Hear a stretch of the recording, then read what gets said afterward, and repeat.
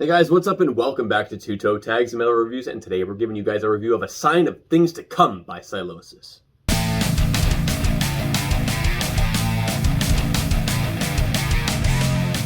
So we've been listening to this album non-stop for a week straight, and I'll get the elephant out of the room. I guess it's not much of an elephant anymore because we've talked about it already, but Deadwood is still that good. Even after a week, I still think it's that good. We talked about it when we reacted to it, we talked about it last week. It's still that good, okay? But you know what? It goes beyond just Deadwood. I feel like every single they released for this album is a great song. And that's Deadwood, the title track, Poison for the Lost, and Descent.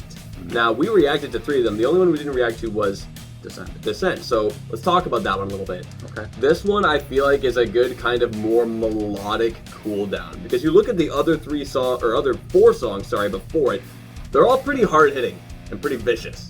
You know, Deadwood, it's a title track into Pariahs, into Poison for the Lost. Yeah. So I like that, you know, you got a good, like, the positioning of that track is really good. Okay. But what keeps getting me every single time is the hook. Every single time. When it feels like the walls are closing in, maybe they are! Every single time that would happen in that song. I'd be like, yeah, that's awesome. Like, it's catchy, but I had a lot of fun with it every time the song came on. Yeah. It would get there for me, and I love that. It was awesome. And if we're going to talk about other songs in the first half, Poison for the Lost, we did react to it, so if you want to hear like more detailed, I guess, opinions on that, go check out our reaction. But there's a riff that happens a few times in it that I love. Just that riff. Fucking awesome. Every time it comes out, like, yeah, this is the shit.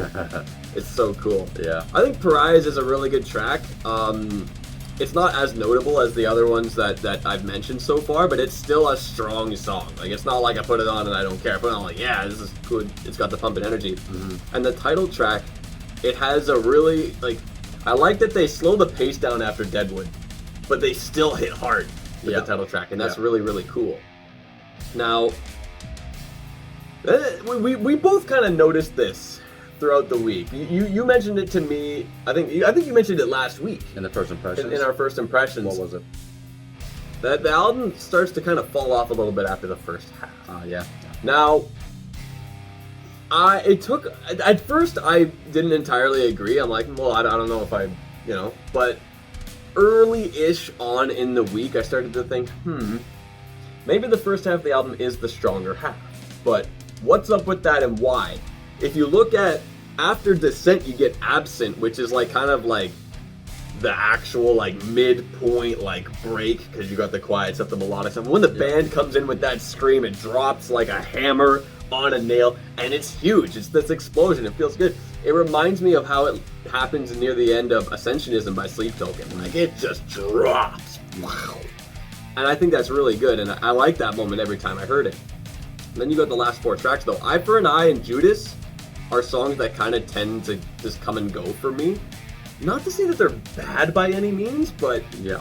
they're kind of like there. And I noticed like they are still the harder songs, but they weren't as notable as others. However, I do think Thorns and A Godless Throne are good tracks. They're more on the melodic side. And I think A Godless Throne is just a good way to end the album, to be honest. Like, I think it's an effective way to do it. But I do feel like the strongest parts of this album is that first chunk of songs. Yeah. Where it's just like, those are like the crazy stuff, the stuff that I could gush about, like the stuff that's real, like the real meat is in that front half. But the last half isn't really that bad, it's just not as good.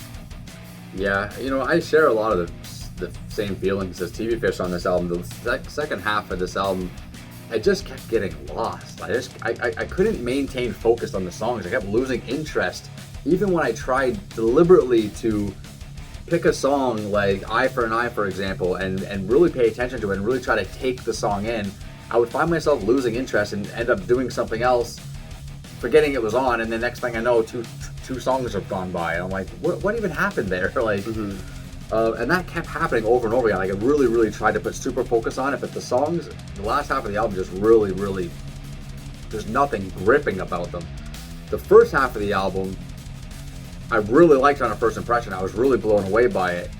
But over the course of the week, even those songs started to dip on me a little bit, and I was really having trouble you know, I shouldn't say trouble enjoying them, because I still enjoy them, but just like finding good things to write about and things to put in my notes. Deadwood constantly was the song that stood out. Every time the album would restart and Deadwood would come back on, I'm like, oh yeah, Deadwood. It was the song where I had most of the like, oh, wicked moments or that was awesome moments. I think it just is kind of like a beacon on this album, and it kind of makes the rest of the album look bad by comparison. And that's relatively speaking, right? So you got to talk in terms of relativity in these kinds of ways. Mentioned Descent. I like Descent. I think it's okay. I think it's probably got the best solo on the album. That's probably my highlight for that song. But again, it's kind of one of those songs where, like, other than the solo and the breakdown, it's kind of like, it's okay. Pariahs is the most aggressive song in the album, I find. Deadwood's pretty aggressive, but it's not as mean sounding, like bastard sons and daughters. Like that part in Pariahs is awesome. It just sounds really mean and gritty. It got to the point where I didn't know what to write a lot of the time, so I started like clocking BPMs, which is something I do a lot of times. I'll either go time signatures or BPMs, and I'll try to like find things to write about and things to pick out and notice if there's anything interesting. And I did find one thing that was interesting, and that was that the fastest song I clocked was actually Judas at 220 BPM, which is interesting because it's on what I would call the slower half of the album. Now, it's not a fast song overall. It feels like a slow song. It starts off slow. It just picks up to 220, which I find interesting. I feel like that's kind of like, if I were to argue with the band, for example, and say, oh, the second half of the album feels slow and the first half's strong, they would say, yeah, you're wrong, because our fastest song is on the second half, right? I feel like it's a weird thing where you're listening to the album and your impression of a song is that it's slow, like Eye for an Eye, for example, feels like a slow song, but actually gets heavy. What's another one? A Godless Throne starts off soft, then it kicks in, and you're like, okay, a heavy song, cool, but then it doesn't last, and it goes back slow again, and soft. So, I mean, slowness does not denote like the heaviness. You can be slow and really fucking heavy. I should be saying soft, not slow. Yeah. All right, it gets soft. So it's kind of like all over the place, and maybe that's the flaw. Maybe that's the falter. Maybe they should stick to one kind of vibe for a song and not go all over the place with so many songs. I think it works in A Sign of Things to Come. I think that's the song where, it's very diverse in its presentation, and it has kind of a lot of elements. We made comments when we reacted to this song on the video. We went, okay, this is kind of a softer thing, but I like that. I like where that's going. But I hope there's not a lot of other songs on the album that do this, because then that's going to make this song feel less special, right? So that's kind of, I feel like, what they did.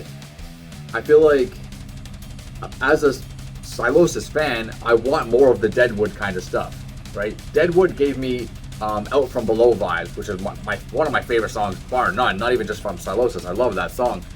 And that's from Monolith. It gave me vibes from that song, and I want more of that from Sylosis, right? But I feel like they wanted to go a lot more of the route where they're kind of playing around with the atmosphere and the moods of the songs. And for unfortunately for me, it's hard for my attention to be there. It's hard for me to get into it when it does that for so many songs. Do it for a song or two, cool. But I feel like it did it for like more than half the album, and that was too much for me. Did you find like perhaps maybe the pacing of the track listing may have been messing with you? Like, yes. do you think shuffling it was a better experience? If you did, I don't shuffle albums. I usually just listen from beginning to end. I used to shuffle albums. I just don't do it anymore. So I don't know what that experience would have been like. But I don't think it's fair to judge an album like that, because it's presented to you as tracks 1 through 10. Well, yeah, right? Well, that's the thing though. Like, shuffling it can pretty much reaffirm your suspicion of, the pacing's off. Because if you shuffle it and the pacing's better, then it's like, okay, maybe they should have mixed up the track listing if the shuffle's better than they intended to. See, I don't think mixing up the track listing would help in this case, because it's not like there's a mixture of slow songs and fast songs, or soft songs and heavy songs. What there is there's 4 or 5 songs that are just solid songs, and then there's 4 or 5 songs that are a mixture of heavy and soft, and they don't really know what they want to be. They don't really know what they want to be, yeah, right? fair. So that's where my hang up is. again, I don't like, I'm not saying these songs are bad. I can enjoy these songs, but when it comes to writing notes for a review for you guys, I just get lost. I lose interest in these songs. Like, why is that happening? I don't quite know. Is there's just not, the riff's not captivating enough? Sometimes it takes just one element. Like, a song could be pretty average, but there's like a 6 scream at the end, and I know it's coming, and it's worth listening to the whole song just to hear that scream. And it's going in the playlist for that scream. Or it could be a pinch harmonic, it could be a solo, it could be anything. The last half of this album doesn't have any of that for me, right? And that's where it falls flat for me. So, a little bit disappointing. Because you know what? If you had asked me before we reviewed this album to name my projected top 5 albums of the year, I probably would have put A Sign of Things to Come on that list just preemptively based on the reactions we did to the singles, because we liked them that much. So the hype level for this album was really, really high. So it doesn't feel good to have these kinds of opinions about it. That's another thing too, is that the bar for this album was set so unbelievably high by how good the singles were, that maybe we're experiencing a little bit of like, well, it's not, like the whole album isn't what the hype wanted us to see it, right? Yeah. It's not what we were expecting in terms of how great it was gonna be. So, and then maybe in some cases like that where the hype isn't met for yourself, you start to kind of sour a little bit, like, oh, this isn't what I wanted it to be. But then you got to think like, well, okay, it's not what I wanted it to be, but what is it on its own? Like, you gotta kind of remove that a little bit, just so that you're not becoming too harsh with it. But I mean, I do think what we've discussed today is still like pretty valid, regardless of what our hype levels were before this album came out. Right.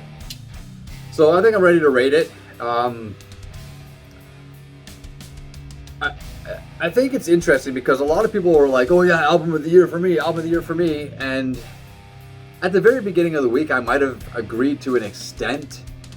But I feel like if those, I'm curious what those people would be after a week of listening. Do they still feel the same way? It's basically what I'm getting to here. Let us know. Because I feel like after listening to it for a week, the album did nothing but slope for me, which is a downfall. So, it's definitely not no album of the year for me. It's definitely not a toe tag album for me. I did enjoy it overall, but with all the things I mentioned already, I shouldn't just get into it. I'm just going to give it a 6. So 6 is my score for A Sign of Things to Come. Not the greatest score. I'm probably going to rustle a little bit of feathers with that, I think, because a lot of people were really hyped for this like we were. Yeah. And sometimes when I give a not so great score to an album, people get mad at me. Like, yeah, we were on the hype train with you guys. Yeah. Like, straight up. I really want to know about these people that are like, oh yeah, album of the year, my favorite so far, blah, blah, blah, blah. Like, after a full week of listening, do you feel the same way, or did it kind of dip for you too? Maybe it got better overall. Now, I don't know. Let us know. We want to hear what you guys. I want to know what TV Fish's rating is. So my rating was very hard to decide for this album because of how good the first half is. Yeah. Like, if the second half was as strong as the first half, this is an easy top 5 of the year contender for me. Yeah. Like, easy. But the second half just isn't that. So it just gets me questioning, like, is the second half weak enough to the point that it really drags the album out of a toe tag territory? Because, like, judging based on the first half of the album, it's like, well, yeah, it is. This is fucking crazy. It's awesome. But the last half doesn't really have much notable out of it to really take from, right? Like, it's not... It's like, okay, yeah, they kind of just come and go, and they're good, but it's like the rest of the album is, like, way higher. Yeah. You know? It's almost like 2 different albums. Almost. Not like really, but like, I get what you're like saying. 2 different EPs that were made into an LP. Oh, in a sense. So I don't know if I can give this a toe tag because only half of it is like that good. The other half is just solid though. So I'm going to give this a 7.5. Ooh. Unfortunately, 0.5 of a score from getting a toe tag. For reference, if you're unaware, a toe tag is an 8 or higher. We rate things out of 10. If it's an 8 or higher, it's a toe tag. Yeah. So it's right on the doorstep for me, and it's because of that first half being that good. Yeah. And the second half just kind of not really... drops a bit too much. It drops enough to the point where it's like, well, this whole album doesn't give you that experience. Half of it gives you like this is incredible experience. So unfortunately, it's not going to get a toe tag from me, but a 7.5 is still a really good score. Even a 6 is a good score. So 6 and 7.5 for A Sign of Things to Come. Anyway, guys, that's all we got for you today. Remember to like this video if you liked, and tell us in the comments below if you've been listening to this album for the entirety of the past week. What are your thoughts? Especially if you were on the hype train with us before the album came out. We'd love to hear what you guys have to say. Anyway, subscribe if you guys are new to the channel. I'm TV Fish. And I'm Wild Self. And keep the horns up.